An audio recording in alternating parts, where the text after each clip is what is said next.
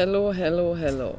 I am making the first video now on this new computer. It is an Asus 14-inch, I believe it is. It's the perfect size. I don't like the ultra large ones. They're not very handy, but this one is very good for transporting with me outside into the garden and stuff like that, and also for my room. It's very nice. Paul has a really large one, I think his is like 16-inch diameter, so that makes them very heavy also, but he likes it. But this one here is absolutely awesome. It's a military grade computer and wonderful. So I want to dedicate this video and the next one that I'm going to make later to this early evening or late afternoon. I want to dedicate these two videos to Laika, the astronaut dog. Laika from Russia. And that story is so infinitely sad. That is the saddest, most heartbreaking, grieving, painful thing I have ever heard about. And so my friend Sandy and I, we are animal rights activists, and we are always thinking about Laika. We're always grieving for her. And Sandy suggested for me to make a video and make a clay figure in memory of Laika. So later today, I'm gonna make a clay figure in the living room with Sculpey, and I'm gonna make an abstract dog that represents Laika, the astronaut dog. So if you want to know the exact details on this story, read it on Google, Wikipedia, or documentary films about Laika, the astronaut dog. I'm sure that most of these documentaries are trying to portray this in some kind of easygoing, happy light. But the situation itself has nothing to do with light or happy or easy. Okay, it is the heaviest, saddest thing that a mother like me could ever see. Okay, and that's why I make these two videos now. I'm making a video. Yes, making a video. You can't hear me. It's hard at hearing. Making a video. Yeah. So that's why I make these two videos in memory of Laika, the astronaut dog. And I have been thinking for years and years. I don't know, when I first heard about that story, it was a very long time ago. I think I was like 25 when I first heard that story, and it haunts me to this day, and it is the most horrific thing I can even imagine. So it reminds me of that dream I had when I had a fever delirium in Kenya. I had this fever dream when I was 11, and I dreamed about being in outer space. I made a video just recently about this on Nicki Dandelion. And so I'm gonna make the clay figure video. I'm gonna upload that to Nicki LovesDogs. I hadn't used that channel in a while, so I want to keep that channel going as well. I'm usually using this one here, but I want to use the other one as well. I have that on that particular computer that I'm gonna be using more often now in the living room to show my artwork process. So, and I'd signed in with that Chromebook into Nicki LovesDogs. So it's good to have two, but yeah, what if one channel gets deleted by the mafia, one never knows. So, but that's just paranoia. But anyway, because I'm just a regular person making videos, I'm not a threat to the corporate agenda.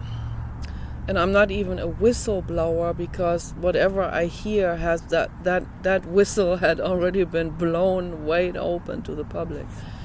So I'm not telling anyone anything new, but obviously, the corporate agenda doesn't like to see anyone talking about anything that puts the corporate agenda into a bad light. But, that is my duty as an activist to do that. So, and no country in the world is a saint. Okay, so every country in the world has corpses in the cellar. Right now I am on the side of Vladimir Putin and Russia, because I know that they are not the ones that want a world war, a nuclear war. I know it's Biden and Zelensky that do, okay, because they work for the corporate agenda. But Russia, obviously, I'm certain that they have corpses in the cellar from the past, and from past presidents and past dictators, Stalin and so on, lots of dictators and warmongers and Vladimir the Impaler, so that's not Vladimir Putin. No, Vladimir Putin has a beluga whale rescue. He signs animal petitions. He's compassionate. So let's be very deeply grateful to have Vladimir Putin. Okay, so, but things always shift and change throughout history. They may have a good one for a while, then in the future, maybe then people become complacent, don't pay attention, and a corporate person gets in, a dictator like Kim Jong-un, or these things are happening in the world, and terrible things have been happening in history in the name of religion, in the name of science also, and Laika, the astronaut dog, that is a victim of a science experiment, and they took, from the stories that I heard, they took an orphan dog or homeless dog and a female mixed dog,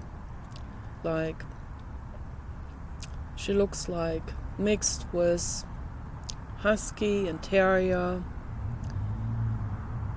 So different dog breeds. Very beautiful dog, medium-sized dog, very sweet, gentle dog. And so they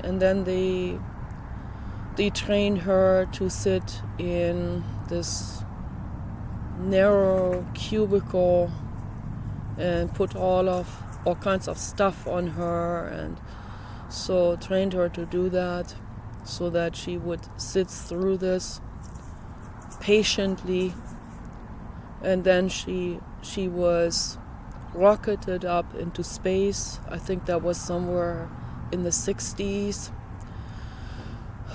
I don't even want to look this up again. You look it up, you see for yourself what they did. And there was no other person, or there was no other animal. They just put this individual dog into a rocket spaceship, shot her up into space, and I guess they communicated with her through an intercom for as long as that lasted. And then at some point that faded out, and she was just alone in space. Okay. And had no idea how this comes about. In total claustrophobic confinement, and I don't know how long water and food lasted.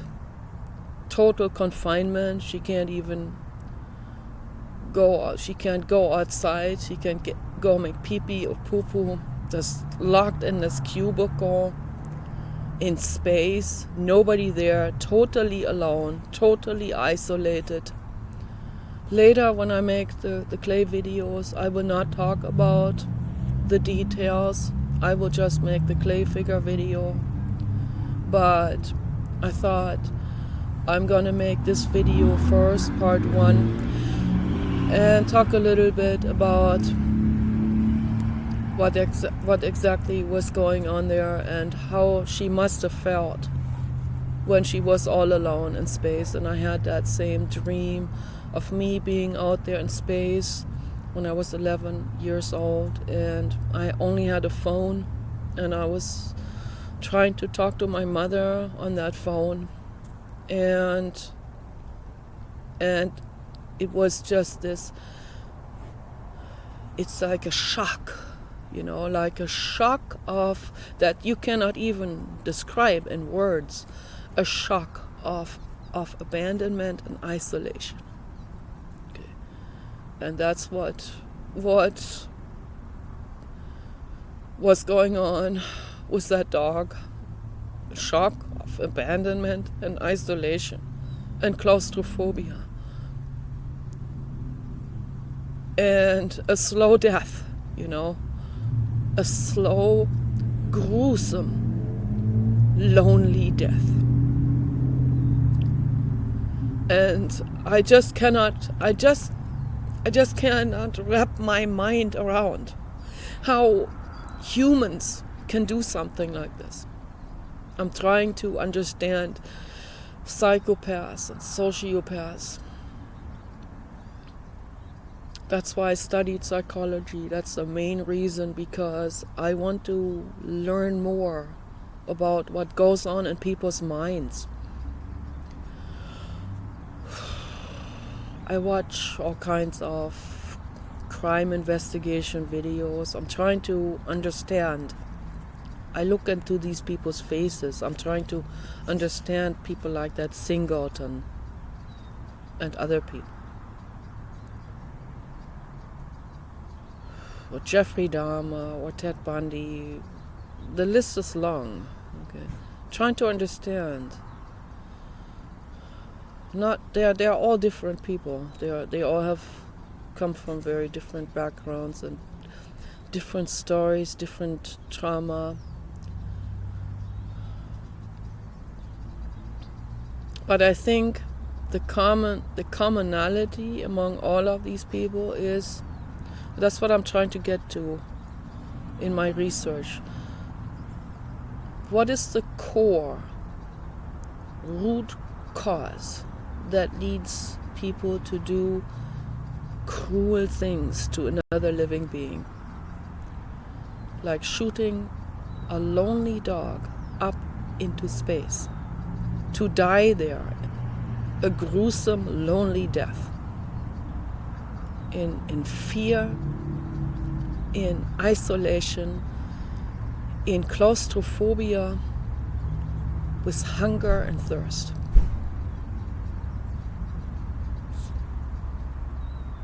I've always thought about this, and I said, Blue God, I wished extraterrestrials found her, but the chances of that is like less than winning the lottery. The chances of that is so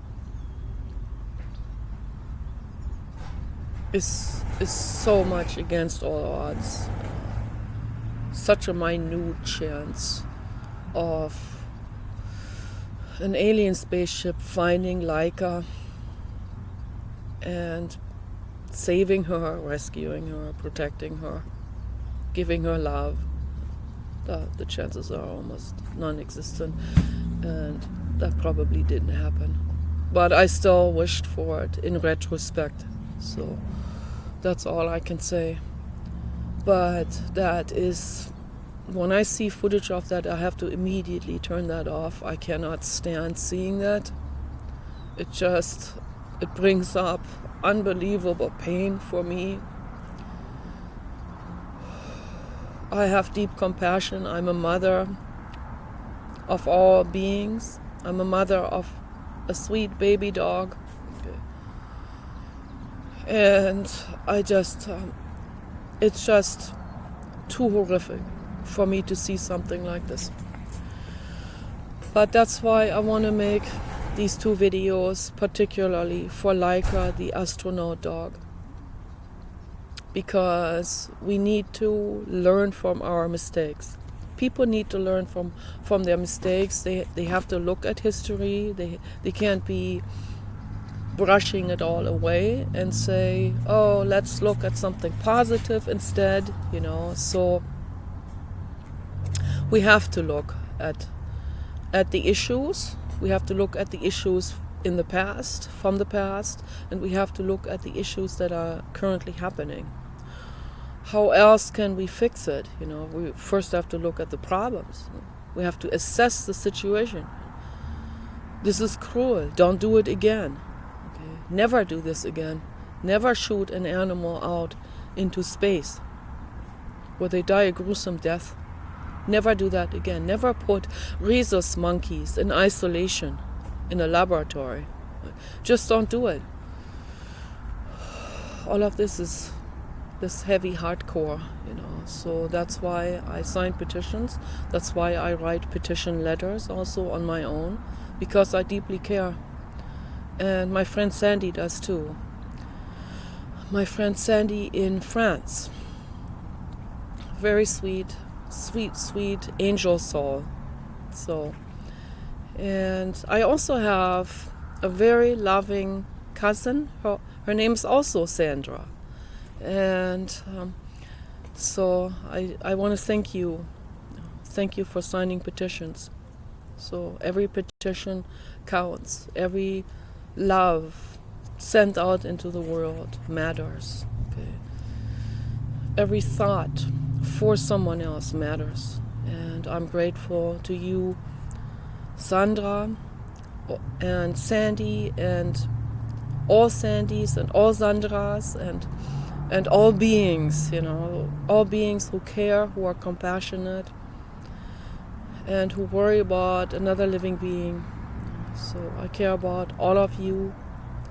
I love you infinitely much. I want you to feel good. I want you to be safe. And ultimately, from the sky perspective, I care about all living beings. I see that even a psychopath and a sociopath, what's going on there is they are not present with the present moment. They are not alert. They're not there. They don't see the other. They are so fixated on money, fame, what other people think about them, what women think of them, all of that, they're so preoccupied with that they cannot be present with a situation that's just there. There is a rhesus monkey in isolation. They're so preoccupied with their job they finally found, or that some people are sadistic.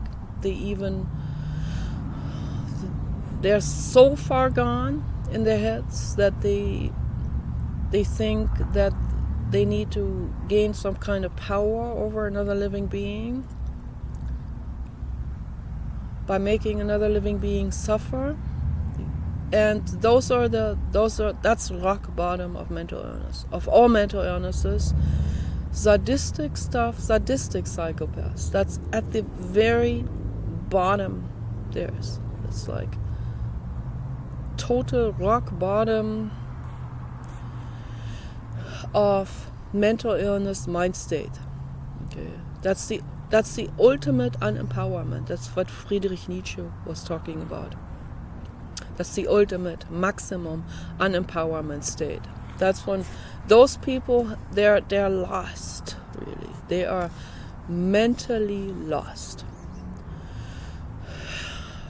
I don't know about those scientists that put the poor dog into the rocket.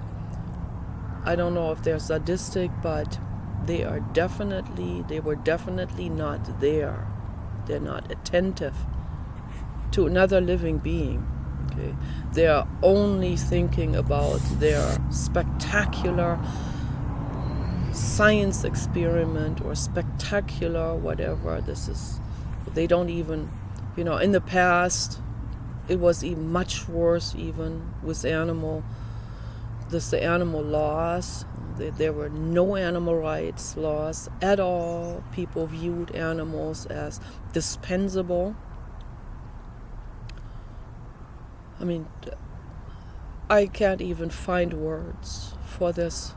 The dog is just as sentient as I am, just as sentient as every child, every person, and every other mammal, many birds, some other groups of animals, highly sentient.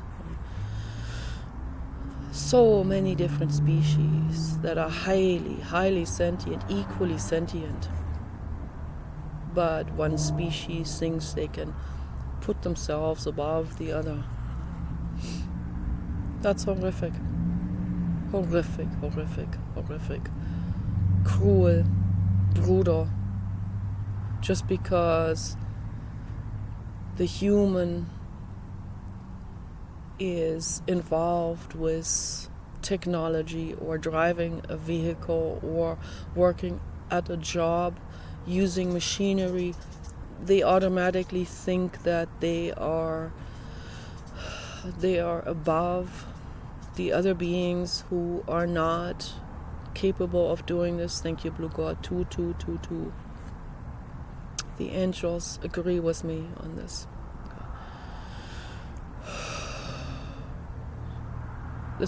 That's why Friedrich Nietzsche said the human is a tragic living being with a cortical structure that allows for creating stuff, but still rudimentary at the brainstem, at the limbic system, very rudimentary, still having the reptile brain kind of taking over, the greed and all of that. And I love reptiles. I don't want to be misunderstood. I have held an iguana on my chest at Venice Beach. There was a guy with a lot of animals. I also had the really large boa constrictor, yellow snake around my neck. Those animals love people. They love to be on people's bodies. They love to feel the body heat and the love. So what they mean by reptile brain, of the brain stem, the brain is built, has different structures that are built on top of another structure that kind of reflects our phylogenetical evolution, the evolution of the human lineage, from amphibian to reptile to mammal to primate. All of this is represented in the brain. So the brain didn't reinvent itself, it just created other structures on top of the old ones.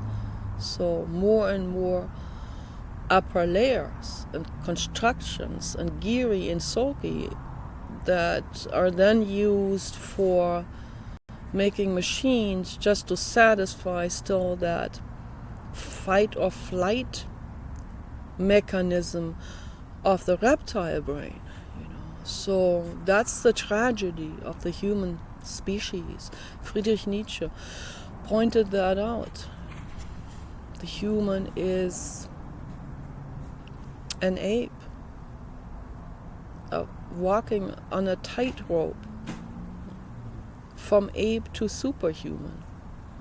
But the human is more ape than any ape is. That's what Friedrich Nietzsche said. So it's very, very tragic, but we need to look at the situation. We need to look at it, and we need to not make excuses, with people's religions and with all kinds of stuff. Like, the loggers, they need to keep their job so that they have money. No, a logger can change their job. A logger can go and work at the Ritz-Carlton and clean some people's toilets there. There's plenty of jobs for loggers. Plenty of other jobs that don't hurt other living beings, that don't cut down our forests that we depend on.